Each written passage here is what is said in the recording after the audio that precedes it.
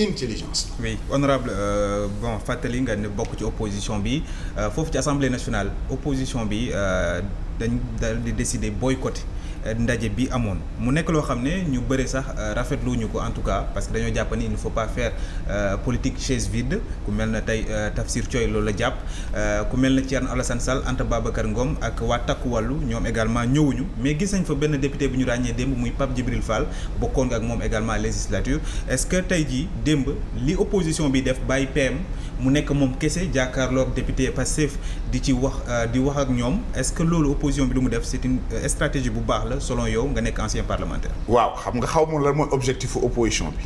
opposition parlementaire waaw ma la wax dama ne xaw ma lan lañ ci doon jublu ñoom. daa nga xamoo lan jublu il serait difficile nga ni mais mën nga jàngat. man je suis un wadiste Ablaye Wade dani politique chaise vide n'est pas opérant. moom la wax. waaye bi ma gëm loolu itam waaye bi ma gisee premier ministre ñëw est-ce que xam ni premier ministre moo ñu rappelé ni nit ñi ñëwuñu il est revenu sur l'absence la non-présence des autres députés kon dérangé na ko et boo xoolee ni mu waxee apparemment nii ko Ousmane c'est un homme de confrontation nitu coow la bu sañoon day toog di defante di dàgg sant di wax nga koy tontu c'est un homme de confrontation gars yi bàyyi ko terrain bi l'opposition n'était pas à l'Assemblée mais c'était l'absente la plus présente c'est une stratégie lan moo doon objectif bi toog fa mu yekk leen lii mu leen di yekk wala nga bàyyee ko mu ñëw am lu ko métti mën naa juum là c'est le politologue qui parle mais jàpp naa ni c'est une opération opposition bi réussir nañ dugal Ousmane ci benn situation boo xam ni maire gi mu daan ñëwaat na ko parce que man su ma doon Ousmane nekk premier ministre su ma ñëwee dinaa wax ba mu jeex du ma tudd opposition bi nekkuñu fi ok Pape Djibril bi fi nekk jàppee naa ko opposition je parle mais l'absence de l'opposition xam nga c'est ce qu'on appelle la communication de type émotionnel li la métti day feeñ ci jëf yi ak wax yi ngay utiliser bref opposition bi man de laa wax su ma nekkoon député non damay jàngaarloog Ousmane. jàkkaarloog moom maa la wax lii bu dee benn question la am danaa ñëw parce que temps d'audience moment de communication la mais tam opposition bi lan mooy seen stratégie parce que bu ñu wax politique de chaise vide absenté benn yoon ndax politique de chaise vide la est-ce que c'était pas une approche pour marquer une rupture et attirer l'attention pour pousser Ousmane mu génn sur ses gants bref l'avenir nous dira ndax c'est opérant ou pas mais li am solo bu am solo mooy ni bi ñu absenté terewul ka fa nekkoon fàttaliku na leen koo xam ne nekku fi nag nga koy fàttaliku mel na ni am na li mu bëggoon mais par essence j'en profite d'ailleurs je constate des leaders d'envergure de l'opposition dans des moments épiques de la vie parlementaire ñuy absenté je les invite ñoom ñu laajoon baatu askan su fekkee ne amuñu jotu askan ñu tekki seen i ndombal tànk ñu am jot dekk fa député boo ko laajee wóor Sénégal ñu wóoru la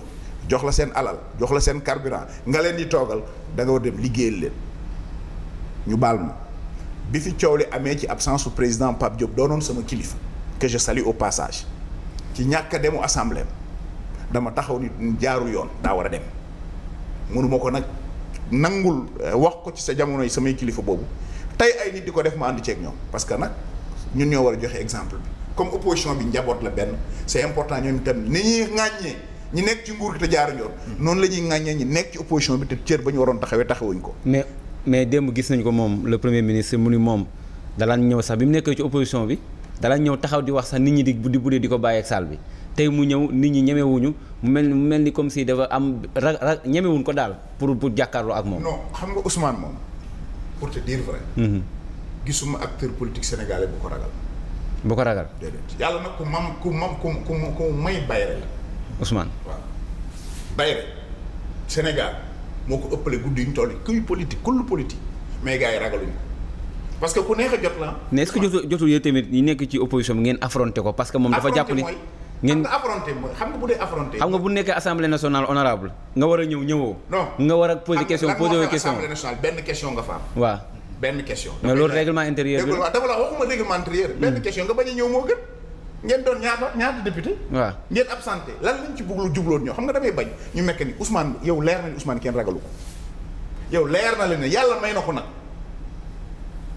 Ousmane kañ la wax ma quel est l'homme politique bu Ousmane toogal débat yéen journaliste bu leen Ousmane wooye su leen bàyyi ngeen poser question qui connaît la profondeur de Ousmane Sonko. moom woon na fi Amadou Ba débat. non ñu pare woon na pour xam nga c'est l'occasion d'ailleurs. débat boobu mën a am Abdoul Mbaye la. Thierno Alassane Sall. non je parle même des questions de premier ministre. Parce que l'histoire de Abdoul Mbaye est là un débat où on regroupe Abdoul Mbaye, Amadou Ba, Mimi Touré, Ousmane Sonko mais les Sénégalais seront preneurs ñu waxtaan ci xam-xam mais dama ne la pour nga bañ ma dagg Ousmane Sonko buy def conférence de presse. point de presse lay def day wax jóg dem kenn du ko poser question yooyu lañ war a jeexal il doit affronter la presse ñu organiser ko mu def open mic gars yi waxtaan xam-xam jolli ñu jàng mu jàng xamaana sa mu jàngal ñu mais il ne le fait pas Ousmane il est dans un discours de monologue unidirectionnel mooy wax su paree jeex na toog tiim ko wala mu def live wax àggunu foofu on a élu des jeunes on s'attend à une rupture réelle d'un débat démocratique Cheikh yow ak Ablaye mii ak man ak keneen ñoo bokk fu nu jàngi sensiblement potentiellement nous avons les mêmes connaissances parce que avec l'arrivée de l'informatique et des technologies xam-xam ñëpp ko am problème bi ci am mooy problème de cohérence Ousmane gisuloo ko fenn jot ko moo gën a yomb ci nekk au bout jot ko mu yëngal ko mooy li gën a yomb il s'énerve vite et ça apparaît. Mais est-ce que c'était une raison aussi de déverser sa colère sur Pape Djibril Fall? Démb on a vu il était seul opposant bi nekkoon à l'Assemblée nationale mais attention bi yëpp dafa dem ci Pape Djibril Fall bi poser question. on dirait cette question moo gën a énerve le premier ministre. non premier ministre tire sur tout ce qui bouge Pape day door a jot nattam yéen presse bi jël ngeen seen natt Thierno Alassane jël na nattam yow rek ci Pape c'est pas Pape c'est le premier ministre moo am problème. beaucoup de gens c'est un homme frustré. Et ça se comprend. Il est frustré. Mais qui est le père du projet? C'est lui. Quelle était la destinée du projet? C'était pas de faire Ousmane un président. Oui. Yàlla dogalu ko. ak loo ci mën ci wax ils ont échoué. Diomaye est président oui. Le Pastef est au pouvoir oui. Mais l'objectif premier était de faire de Ousmane un président dafa métti. On a même entendu des DG yu koy wax ba tey. grand objectif ba tey ak métti. sa surga doon sa patron. ak métti au plan psychologique ku nekk na ko xoolee sa bopp Ousmane bu sañoon mooy daagu palais du dem primature fa dem petit palais bi lay dem est-ce que nag am na capacité wu antenne loolu pour gëm ni yàlla lay dogal loolu ngëm lay laaj dëggantaan njaay waxuma gëmantu de gëm dëggantaan njaay mais il tire sur tout ce qui bouge di menacer di xuppe xam nga waxoon naa ko ma ni ko lu mu baax gars yi ngeer ko peut-être grand yi mën nga leen tiital mais comme cette génération ngeen bokk jàngandoo lan nga mën ci moom. ah nee na opposition bi yéen am bu dee am ngeen fit ngeen bàyyi boy ngeen di yabal ñuy dem ci télévision yi ngeen wax ngeen ñëw jàkkaarloo ak moom loolu yàgg na ko wax. ba léegi moom mi ngi leen di xool ci terrain bi. mais gisul ku mu waxal xëy na am nañu ragal. mais gisul ku mu waxal moom kese mooy taxaw di wax. non xam nga les gens sont prêts pour un débat économique. avec Ousmane. dama la kan lay waxal dama ne yéen itam. parfois yéen presse bi da ngeen di ruuxaate rek bëgg nit ñi wax waaye yéen Ousmane kan la kañ waxuma la yow ku mënta may journaliste mu poser la question nan ngay demee débat campagne jot nga naan Amadou Ba nañ débat le débat waru nekk rek en période de campagne am na question yoo xam ne ni tey plateau télé la ñu waroon imaginer ñu ni à la place souvenir war nañ fa daje un débat entre 4 premiers ministres pour parler même sur la posture des premiers ministres sur les propositions sur les visions man dama gëm ni am na gis nga l'unité day forcer le respect. Il arrive des moments dans un pays où les gens dépassent leur ego, leur émotion. am question yoo xam dafa am un consensus fort mais yow boo jëlee ñëpp dañoo bon ñëpp nangam ñëpp tu es toujours négatif à l'endroit des autres moom ci wax na ko ne am na question yoo xam ne ne devrait pas faire l'objet de débat d'opposition. mais loolu day fekk yow mi nga xam ko taxawaay bi ci war. mais quand yow tu tires sur tout ce qui bouge Pape Djibril Fall ñëw laaj la ci mbiru moom. Pape Djibril ñu bëri waxoon nañu mënoon na boycotter comme les autres opposants. oui mais xam nga Pape Djibril xam nga opposant bu nekk ak ni ngay doxalee naa la man bu ma nekkoon assemblée man du ma boycotter. dooy boycotter même bu fekkee da ngay dund li Pape Djibril dund. déggoo li ma la wax man sëñ bi ñun dañ jaar ñun on a un parcours politique dékku da ci am solo c'est comme un match de boxe tu prends des coups tu en donnes. ku mënul dékku mais bul politique. bari na nag ku jiite te du leader de circonstance tax nga jiite. ñun dañu mbappat jaar élève étudiant politique jaar jeunesse politique nekk cadre politique ba agsi fi nu agsi il faut avoir cette capacité. D'accord. D'apprécier. Encore que aussi ñoom xamoon nañu bu ñu ñëwee Ousmane yi rek la ñuy def Ousmane tribune la woon pour mu def show comme il sait bien le faire macha allah sama xaali xii na man je suis un gentleman en politique j'accepte l'évidence. Mais faudrait-il que moom qu'il descende de son piédestal. Sénégal Ousmane moom moo démystifier boppam pour bien des sujets que nous connaissons ah.